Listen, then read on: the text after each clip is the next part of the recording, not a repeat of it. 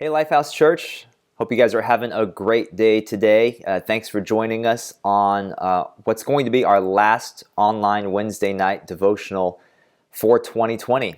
And it's hard to believe that we've been doing this now really ever since March, coming in every Wednesday night, pretty much without fail on Facebook and YouTube, and just spending some time together in God's Word, just spending some time encouraging one another, and just kind of getting that midweek shot in the arm that sometimes we need, with the craziness of everything going on. So if you've been with us through all of this time, I just want to say thanks for joining us. Thanks for giving up a little bit of your Wednesday night for us to hang out together and for us to continue to grow together in our faith.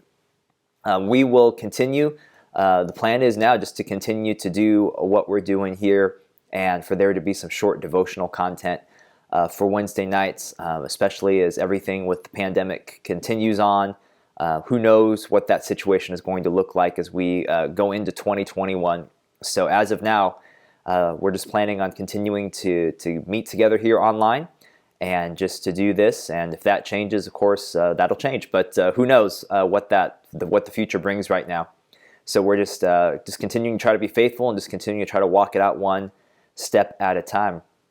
So, but definitely want to say a huge thanks to those that have joined us here on Wednesdays and just spent this time together. And I hope these times have been encouraging for you.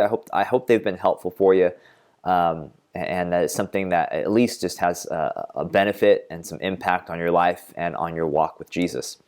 A couple things as before we get into the Word tonight. Christmas Eve is coming up very soon. That is happening obviously next week. So like I said, we will not have any more Wednesday night devotions for the remainder of this year. But our Christmas Eve services, 5 and 6 o'clock, in person and online. If you're meeting with us in person, we're going to have Kids Club available from birth through kindergarten. And so first grade and up will be in the service with us. We're going to have some worship. We're going to have a short teaching. We're going to have a candlelight ceremony at the end. It's going to be really a great start to the Christmas Day, and so really excited about this. Invite someone, have them check it out online. I think it's going to be something that can be very impactful for people as we go in to Christmas. And also that night, we're going to be taking up a special Christmas offering. All of that offering is going to go outside the walls of the church, so we're going to give it to missions, organizations that we partner with, things like that. So just encourage you can give. You can even give now, just to make sure you designate that toward the Christmas offering, so we know where that goes. And that offering is above and beyond our normal giving, but just a way for us to give into organizations and to missions, people that are giving of themselves all year round. I think it's a great cause for us to do that. Of course, we're still having church that following Sunday on the 27th, I believe it is, and super excited about that. And then kicking off into a brand new year. So lots of things happening here at the church, and hope everything, that you're able to participate in that however you can, and allowing God to meet your needs as they come up. So tonight, I just want to spend a little bit of time. We're kind of doing what I just kind of felt like doing on these Wednesday nights is doing almost like a continuation of our series, but like the light version of that. This is basically the stuff that hit the cutting room floor. This is the stuff that didn't make it into Sunday, but I still was really captivated by it.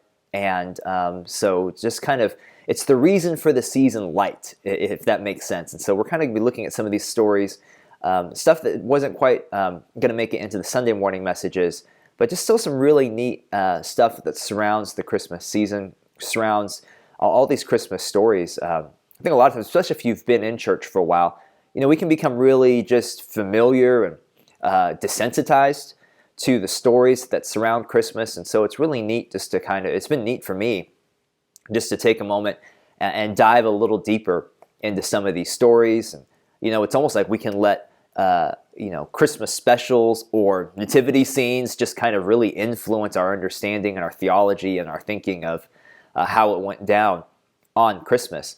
And I think maybe one of the biggest stories that we do that is the story that we're going to talk about tonight, which is in Matthew chapter 2. And we're going to talk about the Magi, Now, you may know them as the three kings or the three wise men, the guys riding on the camels through the desert that that are in your nativity scene, that are presenting the gifts of gold, frankincense, and myrrh. Now, some of you are familiar with that story. If you're not, it's found in Matthew chapter 2.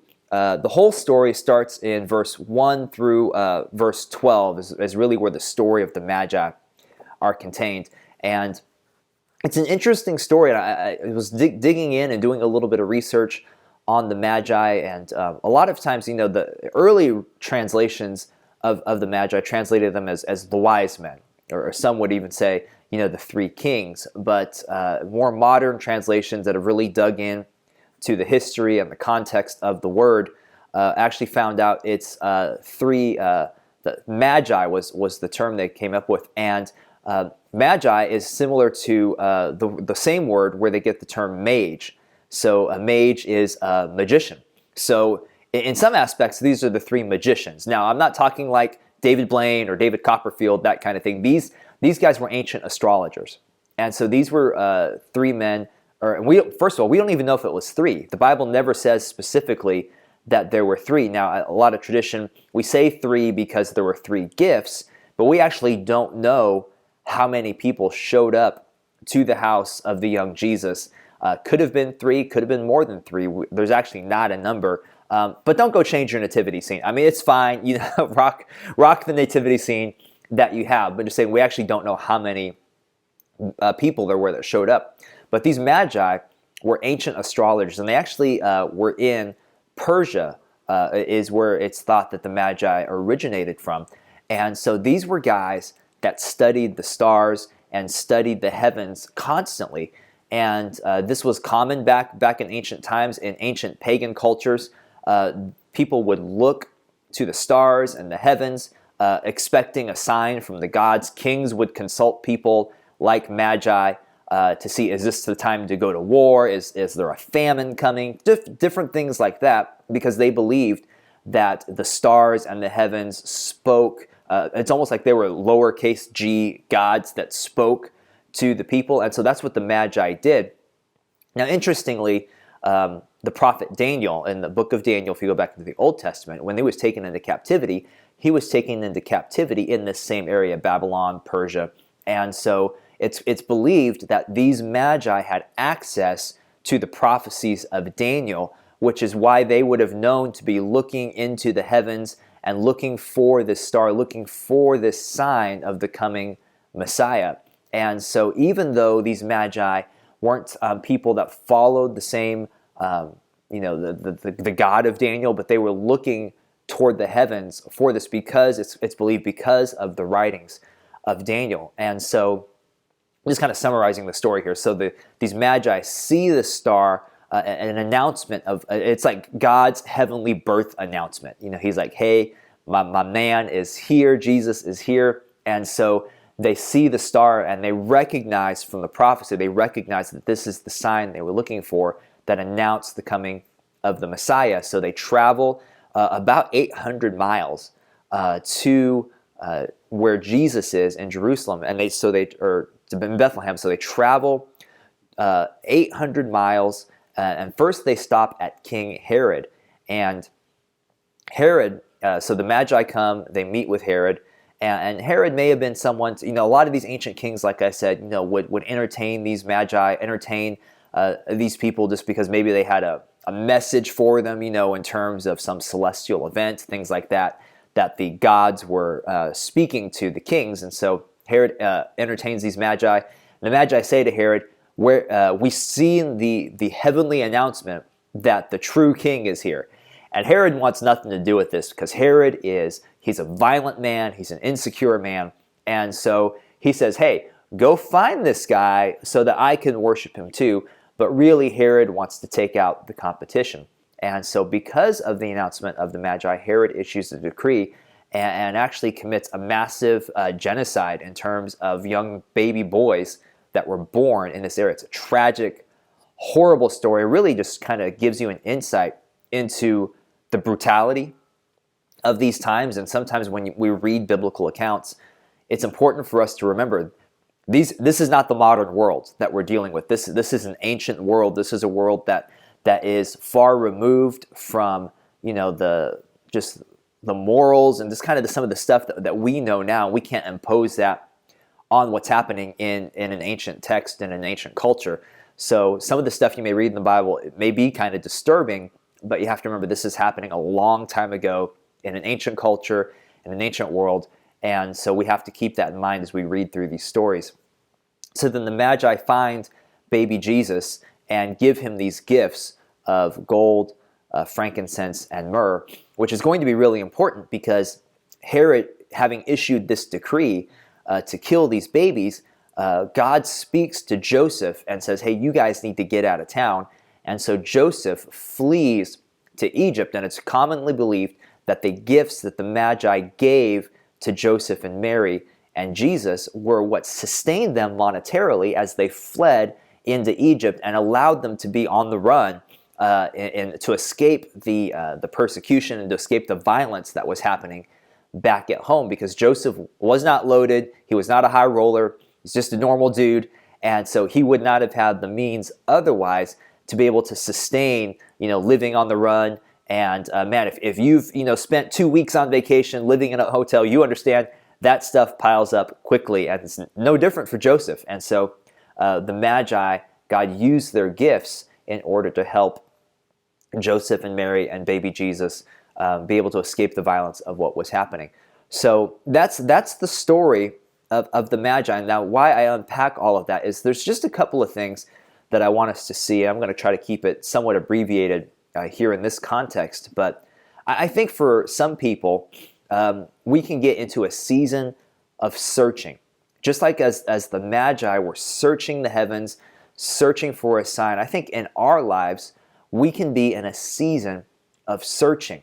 Now, for some of us, we remember being in a season of searching for God. God, are you there?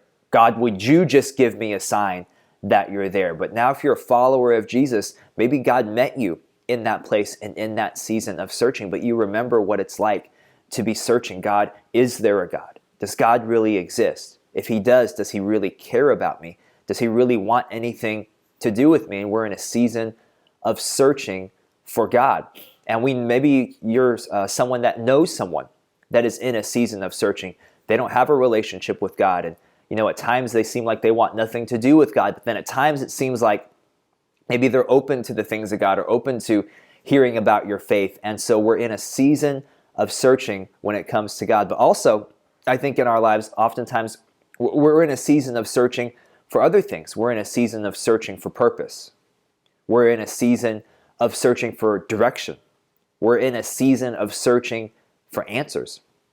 Maybe something tragic has happened. Maybe something difficult has happened, and you're in a season of searching. God, why would you allow this to happen? You want answers.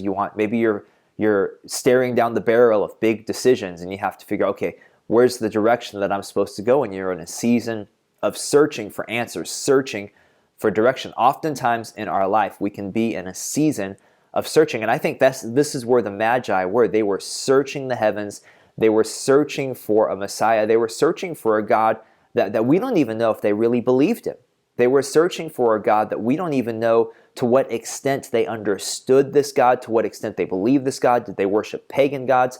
We actually don't really know what was happening in terms of the Magi's own view of God. But there's a couple of things that I think are so cool to see in this story about what God does and what God speaks to us if we're in a season of searching, regardless of what that searching is. Maybe, like I said, maybe you're searching for God, or maybe you're searching for some things right now that you want God to speak to you about in your life. But there's a couple of things that I think God speaks to us in a season of searching that we see in the story. The first one is that God shows himself to those who are searching.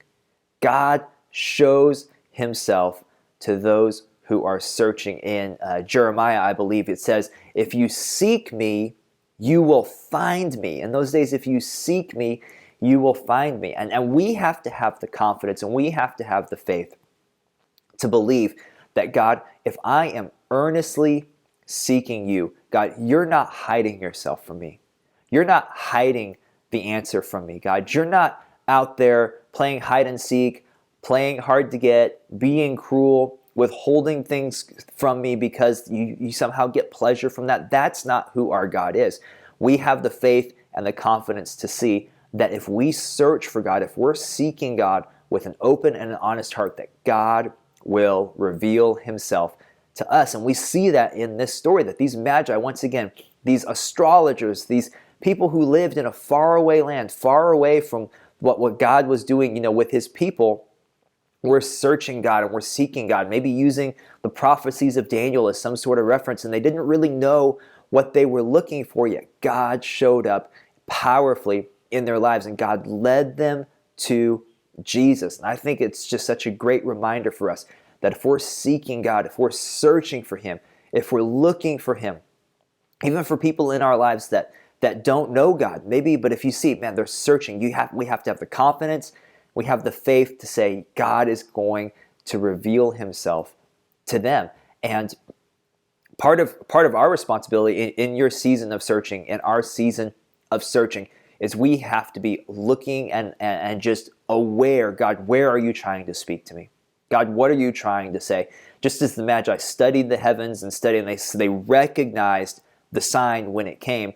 When we are in a season of searching, we have to keep ourselves in tune with what God's doing through his Spirit, in tune by spending that time with him in prayer, in tune by spending that time with him in the Word, because we don't want to miss the sign that God gives us. The Magi could have said, well, maybe that's not the right star, maybe that's not it, and they could have missed the sign that God gave them. And likewise, if we are too caught up in our own world, self-absorbed, too busy to spend time with God, it would be so easy for us to possibly miss the signs of God's direction in our life. So it's so important in this season of searching that we don't grow lax in our ability to stay connected into God, because I believe God wants to speak to us, because once again, God shows himself to those who are searching. The other thing I think that we see from this story is God will use people and circumstances that we do not expect. God will use people and he will use circumstances that we do not expect. These magi were not people that in these early Jewish writings would you would have said, oh yeah, those guys are going to be the heroes of the Christmas story. Those guys are going to play an important part in the life of Jesus. They weren't even in the area. They were from a pagan culture, a culture that the people of Israel didn't have fond feelings with. It's like, oh, wait, the Persians, those guys that oppressed us for all those years, those guys, God's going to use them? Really? But God used people that you would not have expected. Maybe even you would say, man, it's not fair that God used them. But man, that God used them and people and circumstances to have such an important and pivotal role in the Christmas story. And we have to understand that sometimes in our season of searching, that God is going to use people, he's going to use circumstances, he's going to speak through a circumstance that maybe you're like, I don't know how God's going to work through this, and I don't know how this ties into this season of searching I have, but we have to once again remain aware, remain looking for it, because God might speak through that circumstance in just a crazy way. That through whatever circumstance you're going through, maybe it's a season of loss and grief, but we have to stay aware and stay searching, because God might speak through someone. God might say something randomly. Just someone may make a passing comment. There might be just something very random that happens, but in that moment, God will speak to you. In that moment, God will do something. I don't know if you've ever had that happen. Maybe you're just having a random conversation with a coworker or a cashier or a waiter or a waitress, just somewhere random, and they will say something, and all of a sudden something sparks on the inside of you because you recognize, I think God just spoke to me right there. God just gave me some direction. And God can use things and places, and that's why we cannot limit where God can choose to move. We cannot limit where God can choose to speak to us. Look, in the Old Testament, there's a story. God spoke to a guy named Balaam through a donkey. Now, some of you are like, I know some donkeys in my life, and I don't know that God could ever use them. And God can use people and circumstances that we would not expect. And it's not, sometimes God's not going to speak to you just through a Wednesday night devotion. God's not going to just speak to you through a worship song. God's not just going to speak to you through a sermon. That there's going to be times where God wants to encounter you in an unexpected way. where God wants to do something in your life in this season of searching. There could be a pivotal divine encounter kind of moment that you are not going to be expecting, which is why, once again, in this season of searching, we have to stay connected to Jesus. We have to stay connected. It's just as the wise men saw the star, and that star guided them to Jesus. We have to have a point that we fix on. We have to have a true north in our life, and our faith, our belief in Jesus, our belief in God's goodness, our belief in God's faithfulness. These are things that are a true north in our life. They guide us in times of confusion. They lead us in times of searching. They draw us to Him. And even though we have some moments where we say, okay, this doesn't make sense, or God, I really need you to show up here, or God, I really need this direction here, or whatever it may be. But if we have these true norths in our life, if we have this star that we can constantly orient ourselves toward, no matter what confusion happens in the world, no matter what confusion happens in our life, we can say, but God, I'm going to keep coming back to true north. I'm going to keep coming back to the signposts, to the altars, to the pillars that you've put in my life. You're good. You're faithful. You love me. You have a purpose for my life. You have a plan for my life, God. You are not done with me yet, God. You want to use me to accomplish your will and your kingdom and your purposes in this earth, God. And even though things may be confusing now, God, I keep coming back to true north, God, that you want to use me, and that God, and that you're going to speak to me. And so because of that, I'm going to be aware. I'm going to have, in a sports term, I have my head on a swivel. I'm going to be aware of what's going on, God, because I never know when you're going to speak to me. I never know when you're going to put a divine encounter, a divine appointment in my life, and I want to be ready for it. I want to be looking for it. I want to be searching for it, because God, you are going to show yourself to me if I'm searching for you, and you're going to use people and circumstances that I'm not going to expect to do that. So God, I'm going to be aware of that. If we have that kind of heart, we have that kind of mentality, I believe God will see us through a season of searching. So no matter what's going on in your life, I hope this word was helpful for you tonight. I hope that we learned a little bit about who the Magi were. Went a crazy story just in the middle of the Christmas story, but I just think it's so cool because God just uses the most unlikely people, the most unlikely characters to accomplish His glory. And isn't that good news for us, that God can use us no matter where we're at to play a pivotal part in His story, which is what we give our lives for. Well, thanks again so much for those of you that have joined us on Wednesday night. 2020 after this is in the books. So we will be back at the beginning of the year with Wednesday night devotions. You guys be blessed and have a Merry Christmas, and we will see you soon.